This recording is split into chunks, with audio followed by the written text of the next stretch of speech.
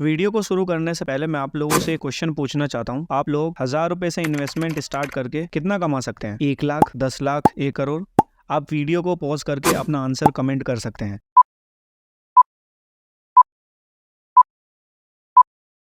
अब मैं आपको बताता हूँ, आप 1000 रुपए से इन्वेस्टमेंट स्टार्ट करके 319 करोड़ 91 लाख 98,523 रुपीज कमा सकते हो। आई नो, ये सुनने के बाद आप लोगों को लग रहा होगा ये क्या बकवास है, इतना प्रॉफिट कैसे कमाया जा सकता है, ये जरूर कोई स्कैम के बारे में बताएगा। अगर आप ऐसा सोचते हैं तो रुकिए, इस वीडियो को पूरा देखिए क्योंकि ये रियली पॉसिबल है एंड मैं आप लोगों को रियल प्रूफ भी दिखाऊंगा कि आप कैसे विदाउट एनी एक्स्ट्रा एफर्ट एक सिंपल इन्वेस्टमेंट प्लान से इतने पैसे कमा सकते हो। So let's get started all my dear friends. सबसे पहले कुछ रियल टाइम एग्जांपल्स डिस्कस करते हैं। हमारा फर्स्ट एग्जांपल है जिम साइमन। जिम साइमन एक अमेरिकन मैथमेटिशियन है। उन्होंने 30 साल तक वॉरेन बफेट से 3 गुना ज्यादा रिटर्न कमाया एंड अभी उनकी नेटवर्थ 28.1 बिलियन यूएस डॉलर्स है एंड वही वॉरेन बफेट की अभी नेटवर्थ 115.3 बिलियन यूएस डॉलर्स है। इन शॉर्ट, वो फिर भी वॉरेन बफेट को बीट नहीं कर पाए लॉन्ग टर्म इन्वेस्टमेंट में। चलिए नेक्स्ट एग्जांपल डिस्कस करते हैं। पीटर थिल्स, ये एक जर्मन अमेरिकन एंटरप्रेन्योर है। इन्होंने 22 साल तक वॉरेन बफेट से अप्रोक्स 5 गुना ज्यादा रिटर्न कमाया एंड अभी इनकी नेटवर्थ है 5 billion US dollars. But Peter Thiel भी लॉन्ग टर्म में वॉरेन बफेट को बीट नहीं कर पाए and the reason is compounding. And इसको समझने के लिए आप कंपाउंडिंग के फॉर्मूले को ध्यान से देखिए। इसमें 3 फैक्टर्स डिपेंड करते हैं कि how much you earn in long term. First P,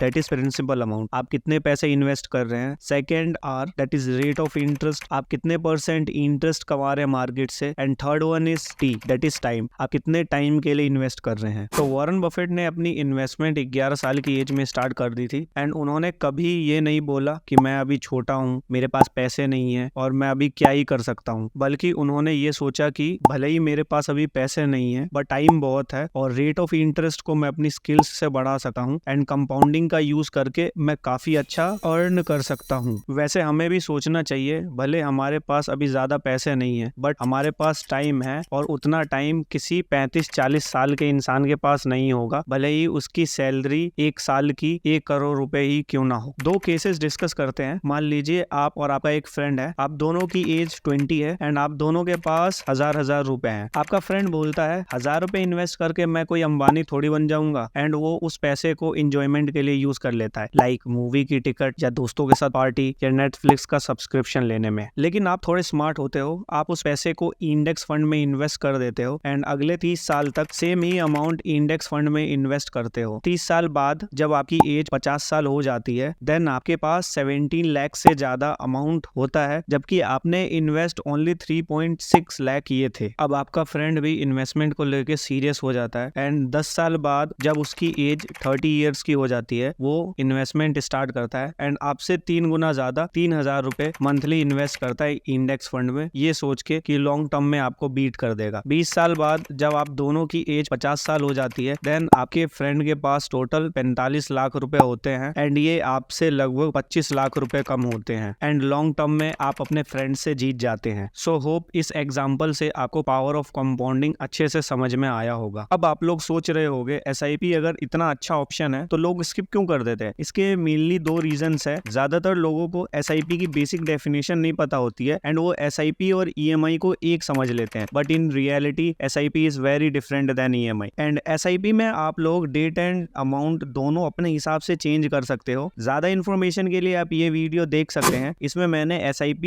and EMI को डिटेल में समझाया है एंड इसका लिंक मैं डिस्क्रिप्शन बॉक्स में दे दूंगा। सेकंड, वोलेटिलिटी, मतलब मार्केट में प्राइस का चेंज होना। ज्यादातर लोग इन्वेस्टमेंट उस टाइम करना चाहते हैं जब प्राइस बढ़ ही रहा हो, बट स्टॉक मार्केट में हमेशा प्राइस बढ़ता ही नहीं है। ऐसे में जब प्राइस गिरने लग जाता है, कोई ग्लोबल रिसेशन आता है, तो लोग पैनिक होकर अपने सारे पैसे निकालने लग जाते हैं एंड उस टाइम कंपाउंडिंग का जो फॉर्मूला होता है वो काम नहीं करता एंड इसकी वजह से वो लोग अपने पैसे से ज्यादा रिटर्न नहीं कमा पाते। एक इंटरव्यू में जब वॉरेन बफेट से पूछा गया नॉर्मली आप स्टॉक को खरीद के कितने दिन में बेच देते हो, देन वॉरेन बफेट ने बोला whenever I buy a stock I assume market is close for next 5 years. मतलब वॉरेन बफेट जब भी कोई स्टॉक खरीदते हैं देन वो एज्यूम कर लेते हैं कि मार्केट अगले 5 साल तक बंद रहेगा, इसलिए वो शॉर्ट टर्म फ्लक्चुएशंस पे ध्यान नहीं देते हैं। भाई वॉरेन बफेट ने 11 साल की एज से इन्वेस्टमेंट स्टार्ट की थी एंड अभी वो 91 ईयर्स के हैं। 80 साल हो गए उन्हें स्टॉक मार्केट में। देन उनकी अभी net value 6.4 lakh crore rupees है। नाउ जो स्टार्टिंग में हमने फिगर डिस्कस किया था, अब देखते हैं इन रियलिटी वो कैसे पॉसिबल है। मान लेते हैं आप अभी 20 साल के हो एंड आप 91 ईयर्स तक 15% का रिटर्न कमाते हो स्टॉक मार्केट से 1000 रुपए इन्वेस्ट करके। देन जब आप 91 ईयर्स के हो गए, देन आपके स्टॉक की जो वैल्यू होगी वो 319 करोड़ 91,98,523 रुपीज होगी। अब आप लोग सोच रहे होंगे कि 91 साल हम जिएंगे, ये तो हमें पता ही नहीं है। बट आप जब वॉरेन बफेट से अपनी वेल्थ को कंपैरिजन कर सकते हो, बट आपको वॉरेन बफेट की एज की इतना पेशेंस नहीं है, देन आप लोगों को वॉरेन बफेट से अपने आप को कंपेयर ही नहीं करना चाहिए। बट जो लोग स्मार्ट होंगे वो इस वीडियो का मैसेज समझ गए होंगे। सो अगर आप लोगों को ये वीडियो अच्छी लगी तो वीडियो को लाइक करें एंड वीडियो को अपने फ्रेंड्स या और फैमिली मेंबर के साथ शेयर करें। एंड अगर आप जानना चाहते हैं how farmer make 10,000 into 995 crore, then definitely check this video. Thank you.